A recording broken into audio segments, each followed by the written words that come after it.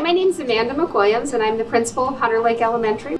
This year has been very impactful on students, and particularly those who had distance learning, even though they really missed the building. We had students who returned for testing, who would often even weep from, I think, the joy of being back, but also the anxiety.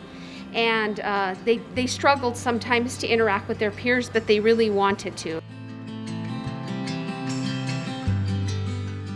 Well, I think that a lot of students, did have, if they had food available, they did turn to food, and there was a lack of exercise. A lot of students reported, some of them said that they very rarely got outside.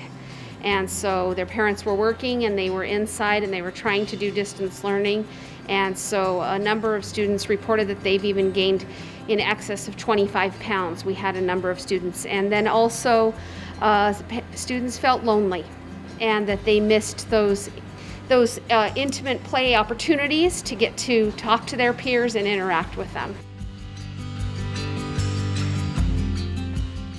I think students are excited to be here, and I think they're encouraged, but I also think there's some trepidation and some fear around it, and that they feel that maybe they're not enough, or they don't know enough, or they're not ready. Sometimes there's failures, and sometimes there's errors and mistakes, and that's okay. That's all part of the road to learning. Many of our families had food insecurity over the pandemic. In fact, my counselor and I spent a great many months just delivering food to families and helping them to connect with the food pantry. And I think students heard that.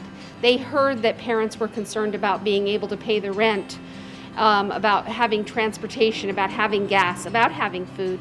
And I think it made students nervous and uneasy. Sometimes students were left alone, or they had very little interaction because the parent was trying to work simultaneously. And so they were kind of on their own with this technology that sometimes they didn't really understand and that they felt isolated. I think the students that had access to health care, had access to food, it was much more of a normal year for them, as opposed to students who maybe were lacking some of those basic needs.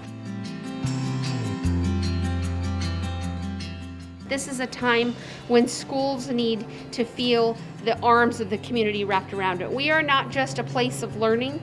We are really a social construct for families and specifically for students. We can never underestimate the power of love. Just loving the students and promoting positivity and telling them that they can do it, and then giving them that self-confidence and our faith in them that no matter what, we're all going to be better and stronger when we're done with this entire experience.